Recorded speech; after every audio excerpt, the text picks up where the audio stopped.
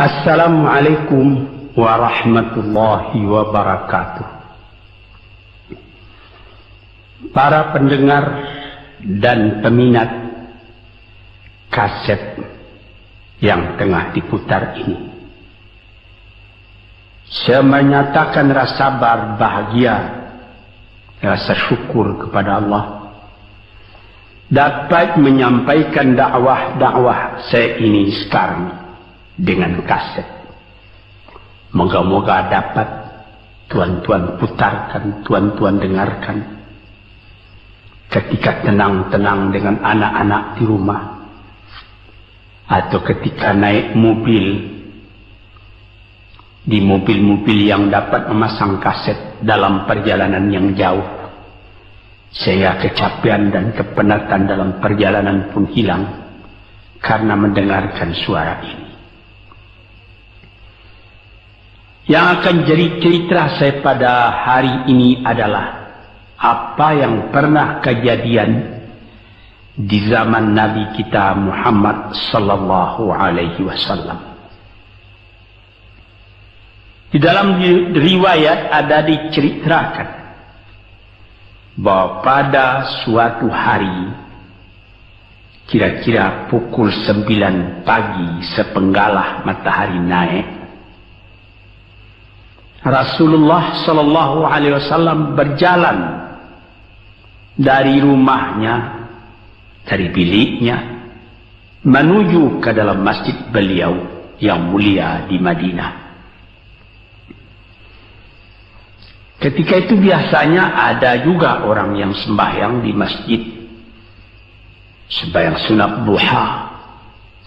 Tapi umumnya masyarakat sudah keluar dari rumahnya pagi-pagi, bekerja menurut bidang masing-masing.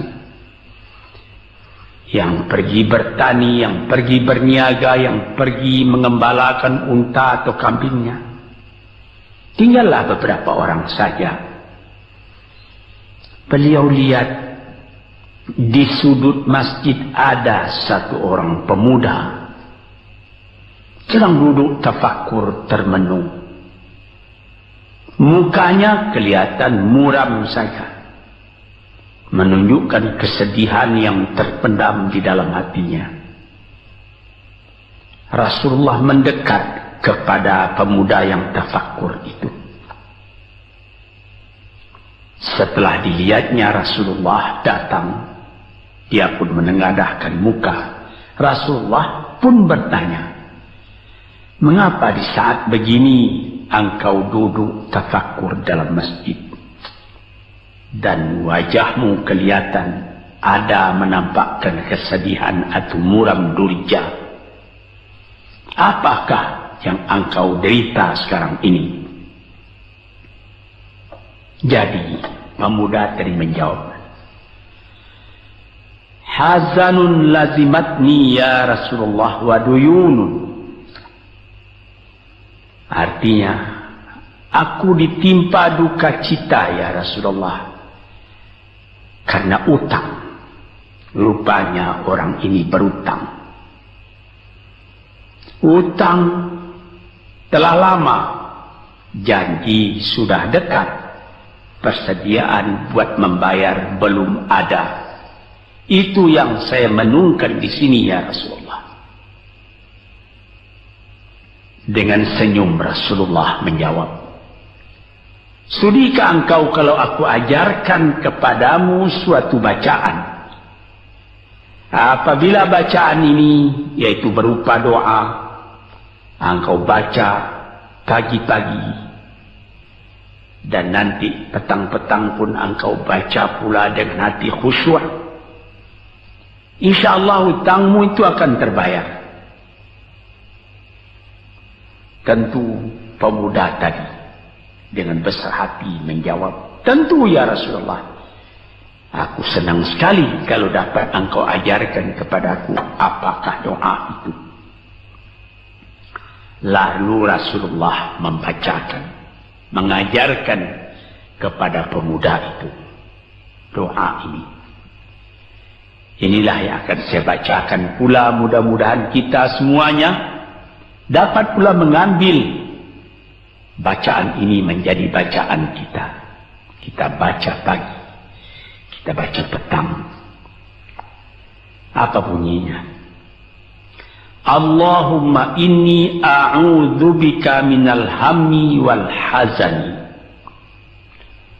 wa a'udzubika minal ajzi wal kasli wa a'udzubika minal bukhli wal jubni wa a'udzubika min ghalabati daini wa qahrir rijal. Sebelum kita uraikan atau kita tafsirkan artinya satu demi satu, baik kita artikan secara keseluruhan lebih dulu. Artinya ialah, ya Tuhanku, aku berlindung kepada Engkau daripada ini. Lalu disebut 8 banyaknya. Yang pertama, aku berlindung kepada Engkau daripada duka cita, daripada kesusahan dan duka cita. Susah dan duka cita, sudah 2. Dan aku berlindung kepada Engkau daripada malas, daripada lemah dan malas, jadi 4. Dan aku berlindung kepada Engkau daripada bakhil, berat mengeluarkan wang, dan daripada pengecut atau penakut, sudah 6. Dan aku berlindung kepada Engkau daripada pengaruh berutang dan daripada kekuasaan orang lain atas diri kita, sehingga kita tidak mempunyai kemerdekaan pribadi lagi. Inilah 8 yang diminta kepada Tuhan. Moga-moga kita jangan diserang oleh penyakit ini. Karena kalau ada ini penyakit yang 8 perkara, itu kita mempunyai pribadi yang lemah. Tidak mempunyai lagi personality yang dapat tegak. Padahal dalam didikan agama kita, tempat kita takut cuma satu, yaitu Allah. Yang lain tidak ada. Yang pertama, susah. Apabila orang telah susah, pikirannya pun sudah tertumbuk. Jalan untuk maju tidak ada lagi. Padahal dalam kehidupan itu, manusia tidak akan berjalan di atas jalan yang datar saja, yang bertaburkan kembang.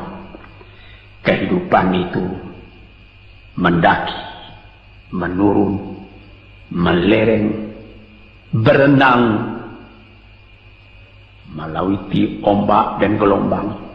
Itu pasti dalam hidup. Apa yang disusahkan? Kusut, tak ada kusut yang tidak selesai. Keruh, tak ada keruh yang tidak jernih. Apabila pikiran kita telah susah lebih dulu, maka gelaplah jalan yang kita tempuh ke muka dalam kehidupan tadi. Yang kedua, kita disuruh berlindung kepada Allah daripada duka cita. Yang menyebabkan orang duka cita itu memang banyak. Misalnya kehilangan barang yang disukai, kematian orang yang disenangi, bahaya yang datang dengan tiba-tiba,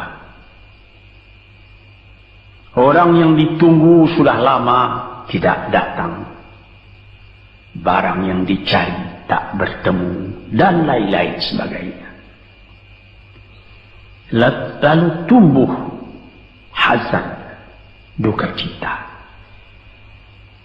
Kalau kesusahan menjadikan soal yang kita hadapi jadi kusut, kedukaan menyebabkan jalan yang kita tempuh jadi gelap. Ini 2 dua hal yang bisa menghambat, menjadi rintangan bagi manusia di dalam kehidupannya. Lalu yang ketiga, aku berlindung kepada Engkau ya Allah minal ajaz. Lemah. Lemah apa? Lemah pikiran. Tidak ada energi lagi. Tidak ada inisiatif lagi. Menyerah saja. Lemah. Belum dihadapi suatu soal, hati lebih dulu sudah lemah. Merasa itu soal terlalu besar. Padahal kalau dihadapi, tidak ada kusut yang tidak terselesaikan, tidak ada keruh yang tidak terjadikan. Yang lebih berbahaya lagi, yang keempat, apa? Malas. Kalau sudah malas, apa yang akan dikerjakan lagi? Kita duduk saja termenung-menung dalam kemalasan, lalu angan-angan banyak, cita-cita mati. Angan-angan hendak terbang, padahal sayap tidak ada. Angan-angan hendak mempunyai ini, hendak mempunyai itu, hendak mempunyai Mercedes-Benz, hendak mempunyai rumah besar, tapi ikhtiar tidak ada. Sebab itu ada pepatah dari orang tua-tua kita di zaman dulu, dikatakannya, mati, ini di zaman penjajahan dulu nih. Mati Belanda karena pangkat katanya.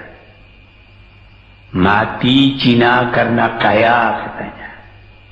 Mati Keling karena makanan katanya. Mati Melayu atau Indonesia karena angan-angan. Ini dia. Angan-angan karena malas saja, berangan-angan. Tapi malas. Jadi tidak jadi. Dan itu membentuk juga kepada diri kita. Orang pemalas itu jalannya lunglai saja, matanya muram saja, tak jauh dia memandang. Ini penyakit. Itu 4 penyakit.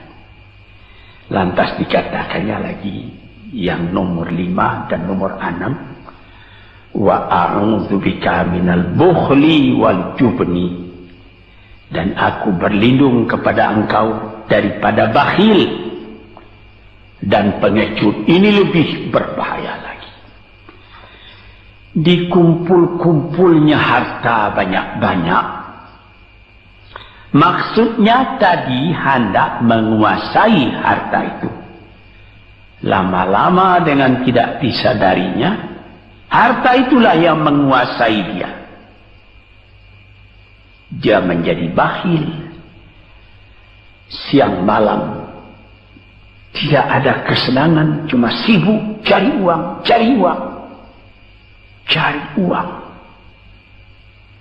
Kemudian simpan banyak-banyak. Gunanya ya cuma mengumpul itu saja.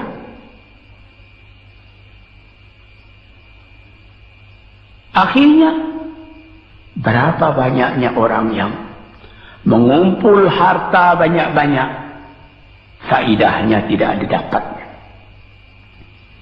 Saya ingat cerita dahulu 40 tahun yang lalu ketika saya masih tinggal di kota Medan. Ada satu orang kaya mengumpul harta. Terkenal dia kaya di Medan, beberapa buah rumah, puluhan rumah yang dipersewakannya, dan ada lagi harta-harta yang lain. Dia berjalan di jalan raya kota Medan itu dengan jalan kaki pakai payung satu. Padahal orang sudah mulai membeli mobil, entah Cadillac lah, entah Chevrolet lah, model-model yang terkenal sebelum perang. Anaknya mengambil faidah dari kekayaan ayahnya. Dia beli mobil dengan uang ayahnya. Lalu orang bertanya, Tuan, anak Tuan sudah naik mobil, Tuan masih jalan kaki. Apa jawab si bakhil tadi? Saya anak orang miskin, anak saya anak orang kaya, katanya. Nah, inilah orang yang bukan lagi mencari harta buat menguasai harta itu, tetapi dia mencari harta buat dikuasai oleh harta itu. Yang nomor 6 lebih jahat lagi. Apa? Jubun, pengecut. Pengecut ini menjadikan separuh dari kehidupan manusia menjadi gagal. Ada pepatah orang, kalau engkau berniaga atau berusaha, meskipun modalmu tadinya tidak ada, asal engkau berani, itulah modal utama dalam hidup. Sesuai dengan pepatah Melayu atau pepatah Indonesia lama, dia katakan,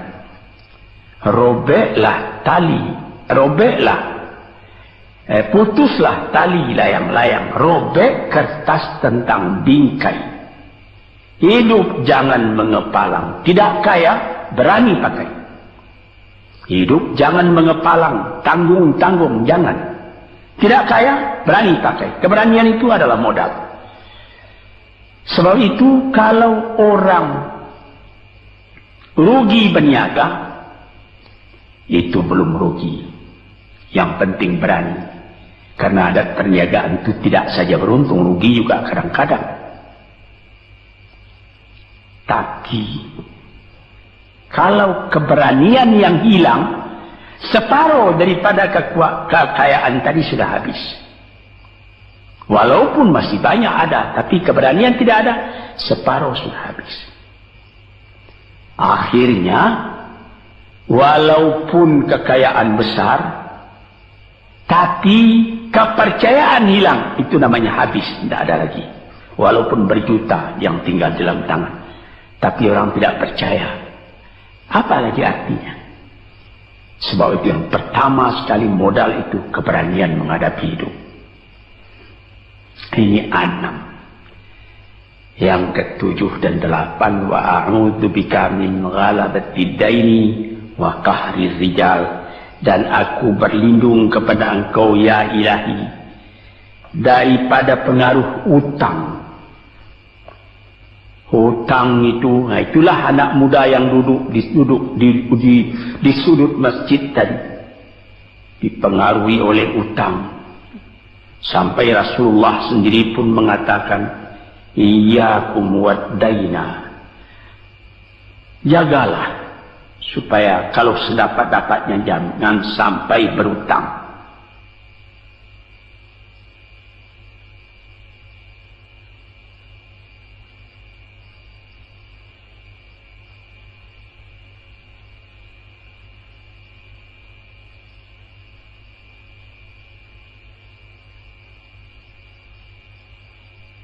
Bisa juga berutang kalau keberanian tidak ada, dan berani itu membuka jalan buat mencari bayarnya. Tetapi kalau pengecut berutang lagi, itu payah buat membayar.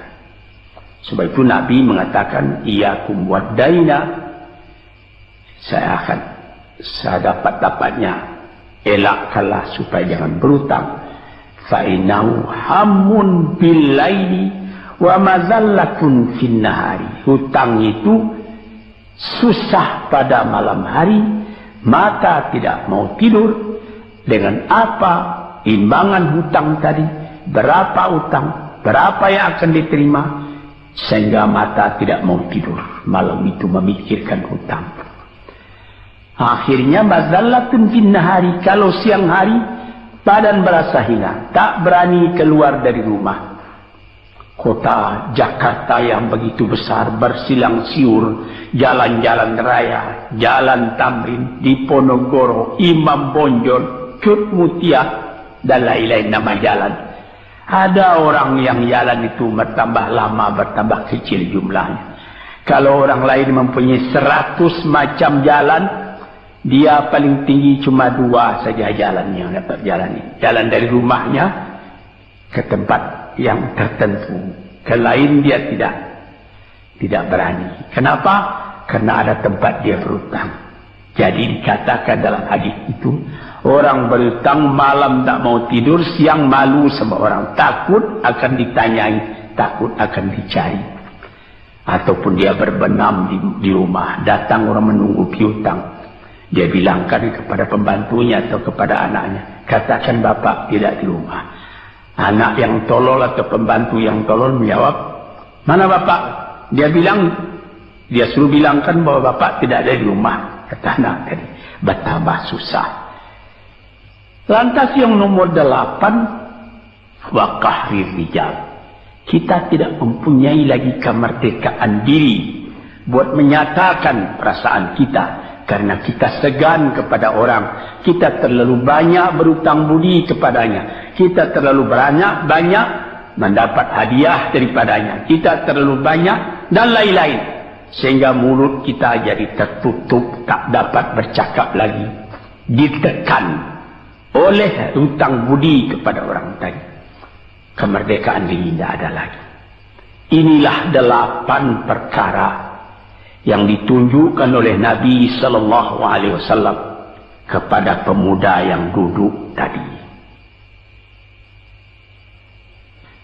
Dapatlah kita mengambil pedoman dalam kehidupan kita sendiri, bahwa yang amat penting lebih dahulu ialah kemerdekaan jiwa.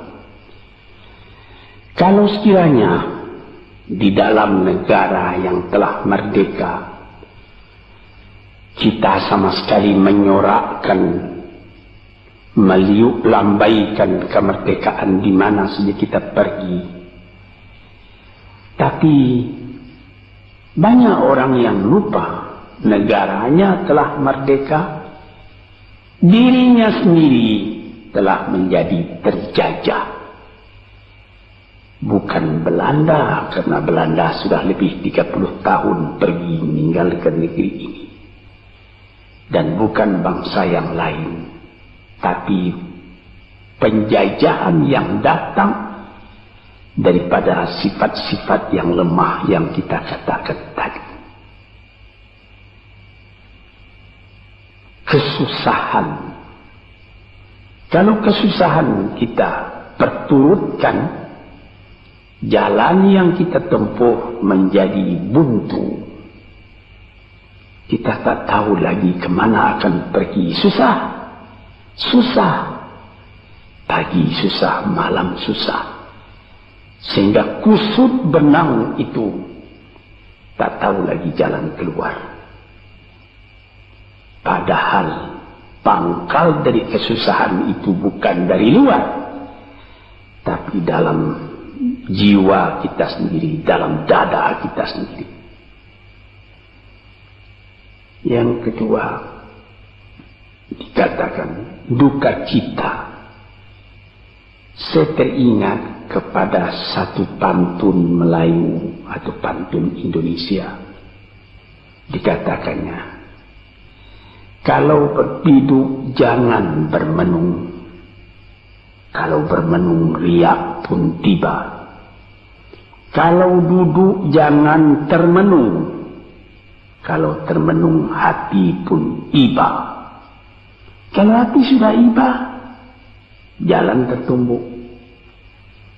Sampai ada juga pepatah nenek moyang kita, hati yang marah mendorongkan, hati yang iba menjauhkan. Sebab itu haruslah kita bersedia membesarkan jiwa kita sendiri. Marfu'ar ra's, maufurul kiramah. Kepala terangkat, harga diri dijaga. Itu.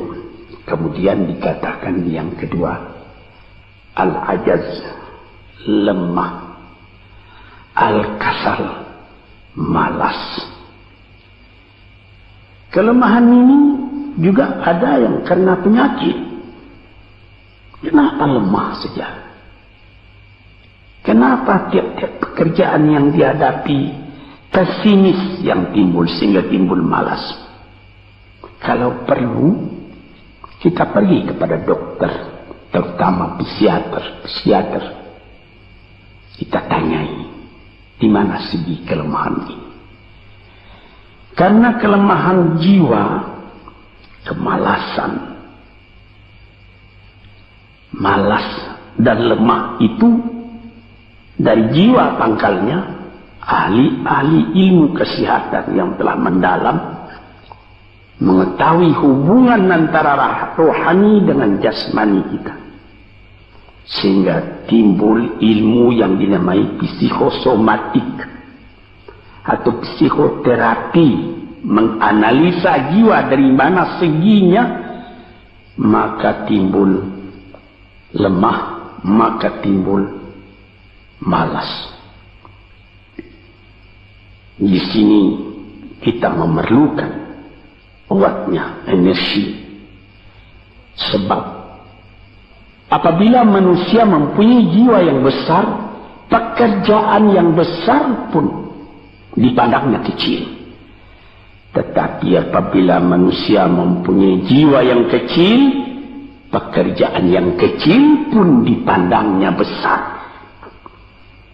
Kita misalkan saja kedua orang pemimpin yang kita cintai dan kita hormati, proklamator kita Bung Karno dan Bung Hatta. Mereka mempunyai jiwa-jiwa yang besar. Sebab itu mereka memproklamirkan kemerdekaan Indonesia. Indonesia yang besar yang terjadi daripada puluhan ribu pulau. Dengan 45 kata perkataan, 45 patah perkataan. Dengan ini kami menyatakan kemerdekaan Indonesia. Tapi kalau beliau misalnya orang yang berjiwa kecil, dia akan bertanya, bagaimana bisa Indonesia merdeka? Kita sudah miskin, melarat, dulu dijajah Belanda, kemudian ditekan Jepang. Kapan dia mengkaji itu pekerjaan yang detail-detail, yang kecil-kecil, dia anggap itu besar. Ini misalnya. Maka orang-orang yang ajaz, yang lemah, atau yang kasar, yang pengecut, yang pemalas, tidak dapat mengerjakan pekerjaan yang besar-besar. Kemudian yang kelima dan keenam, wa a'udzubika minal bukhli, aku berlindung kepada engkau daripada bakhil, menerima mau banyak-banyak, mengeluarkan paling sedikit. Dia anggap, sebagaimana saya katakan tadinya dia menguasai harta, akhirnya dengan tidak disadarinya dia yang dikuasai oleh harta. Akhirnya orang yang begini kerjanya cuma mengumpul-ngumpul harta saja. Kumpulkan harta banyak-banyak, kemudian Tuhan memanggilnya kembali ke akhirat, mati, tidak ada harta tadi yang dibawanya. Tinggal menjadi perselisihan di antara anak dan cucu. Di hari-hari yang pertama, anak tadi menangis. Ayahnya telah mati. Tapi di hari yang kedua dan ketiga, dia tidak menangis lagi. Dia berpikir, di mana kunci ditaruh ayah? Di mana simpanan ayah? Berapa peninggalan ayah? Lalu dia berkelahi. Anak tadi. Nah ini, karena si ayah tadi bukhul, bakhil. Nikmatnya orang lain yang merasai, dia sendiri sengsara diperintah oleh hartanya itu. Apatah lagi yang keenam, jubun, pengecut. Dia berjalan siang, dia berjalan malam hari. Kelihatannya olehnya pohon kayu bergerak-gerak. Disangkanya itu hantu. Dia lari terus. Bertambah lari, bertambah takut. Akhirnya dia pingsan karena sudah lari itu. Dia tidak ada apa-apa oleh orang yang berani. Ini orang yang gagal di dalam perjalanan hidupnya. penakutnya, karena pengejutnya itu. Padahal di dalam keterangan agama sendiri, orang-orang yang beriman kepada Allah dikatakan la tahinu wa la tahzanu wa antumul a'launa in kuntum mu'minin. Jangan engkau merasa lemah, jangan engkau merasa duka cita, jangan engkau merasa pengecut. Engkau tinggi kalau engkau beriman kepada Allah Subhanahu wa Ta'ala. Dengan iman kepada Allah Ta'ala itu kita melihat alam dalam keindahannya, dalam kekecilannya. Yang besar cuma Allah. Kita tidak takut karena tidak ada satu bahaya yang akan menimpa kepada diri kita kalau tidak Tuhan yang menentukan. Ini pokok tuan-tuan, para pendengar kaset yang saya muliakan. Kemudian di nomor 7 dikatakan kita berlindung kepada Allah daripada pengaruh hutang. Alangkah kecilnya jiwa orang apabila dia telah berutang kepada orang lain. Dibikin janji tanggal sekian akan dibayar, tanggalnya sudah dekat, persediaan belum ada, lalu timbul kecil jiwa sekali lagi. Apatah lagi qahri rijal yang nomor 8. Yang ke-8 sebagaimana telah kita uraikan tadi ialah qahri rijal, pengaruh orang lain kepada diri kita sendiri, sehingga kita tidak berani lagi menyebut kebenaran, tidak berani lagi mengatakan yang hak. Lidah telah tertutup, mulut telah penuh dengan air sehingga tidak dapat dibuka lagi. Segan, kita sudah terlalu banyak berutang budi kepada orang. Walaupun sudah jelas perbuatan orang itu salah misalnya, kita tidak berani lagi menegur. Dengan demikian timbullah di dalam masyarakat apa yang disebut dalam bahasa Arab munafik, yaitu lain di mulut, lain di hati. Hati mengatakan perbuatan orang ini salah, tapi mulut mengatakan, bagaimana pikiran saya, bagaimana pendapat Tuhan sekarang tentang perbuatan saya ini. Baik Bapak, ini bagus Bapak, itu sudah betul Bapak. Padahal tidak. Ini kecelakaan yang nomor 8. Kita minta kepada Allah supaya kita dilepaskan dari pengaruh-pengaruh orang, pengaruh manusia, sehingga kita tidak berani lagi menyebut apa yang benar itu. Padahal di dalam hadis dikatakan qulil haqq walau kana murran. Katakan yang benar itu walaupun pahit sekalipun. Ini murah menyebutnya, tetapi kalau jiwa sudah tertekan tidak berani menyebutnya lagi. Para pengikut kaset yang tercinta, itulah 8 perkara diperingatkan, dituliskan, diajarkan, disuruh hafal oleh Nabi kepada pemuda yang beliau dapati dan menunggu seorang diri tadi. Dengan patuh dia turuti kehendak Nabi, dia baca itu tiap pagi, dia baca itu tiap sore, dia pahamkan apa isinya. Lalu timbul energi baru dalam dirinya, semangat yang baru. Langit pun kelihatan cerah, bintang pun kelihatan berkelap-kelip, matahari pun kelihatan bercahaya, dan dia sudah melihat kehidupan ini dengan mata yang terang. Kemudian dia bertemu dengan Nabi, ya Rasulullah, saya mengucapkan terima kasih. Penyakit-penyakit tak ada pada saya lagi. Utang saya sudah terbayar. Dan saya akan memulai hidup yang baru. Inilah jawab dari pemuda tadi. Dan inilah jadi pedoman pula bagi kita kaum muslimin. Kalau kita terjadi pada diri kita beberapa hal, salah satu dari yang 8 perkara itu, baca doa ini pagi, baca doa ini petang, lalu berusaha, jangan cuma berdoa, berusaha, berdoa dan berusaha.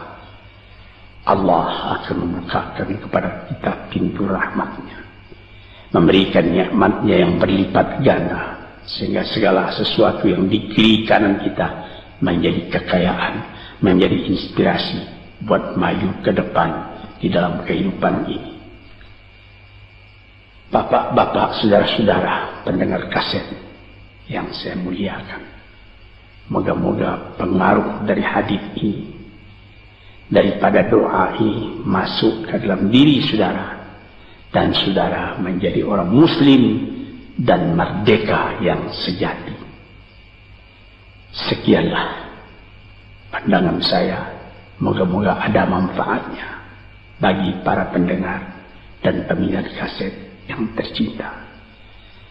Assalamualaikum warahmatullahi wabarakatuh.